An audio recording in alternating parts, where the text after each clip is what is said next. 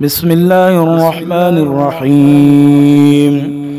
يا بني إسرائيل اذكروا نعمتي التي أنعمت عليكم وأني فضلتكم على العالمين.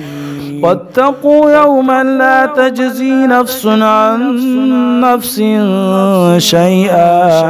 شيئا ولا يقبل منها شفاعة ولا يؤخذ منها عدل ولا هم ينصرون. وإذ نجيناكم من آل فرعون يسومونكم سوء العذاب يذبحون أبناءكم ويستحيون نساءكم وفي ذلكم بلاء من ربكم عظيم. وإذ فرقنا بكم البحر فأنجيناكم وأغرقنا آل فرعون وأنتم تنظرون. وإذ واعدنا موسى 40 ليلة ثم اتخذتم العجل من بعده وأنتم ظالمون. ثم عفونا عنكم من بعد ذلك لعلكم تشكرون. وإذ آتينا موسى الكتاب والفرقان لعلكم تهتدون.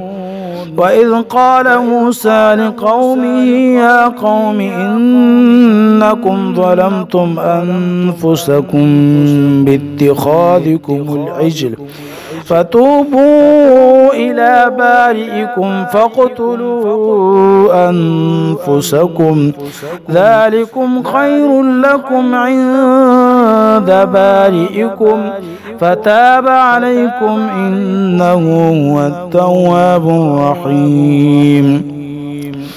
وإذ قلتم يا موسى لن نؤمن لك حتى نرى الله جهرة فأخذتكم الصاعقة وأنتم تنظرون. ثم بعثناكم من بعد موتكم لعلكم تشكرون. وظللنا عليكم الغمام وأنزلنا عليكم المن والسلوى كلوا من طيبات ما رزقناكم وما ظلمونا ولكن كانوا أنفسهم يظلمون. وإذ قلنا ادخلوا هذه القرية فكلوا منها حيث شئتم رغدا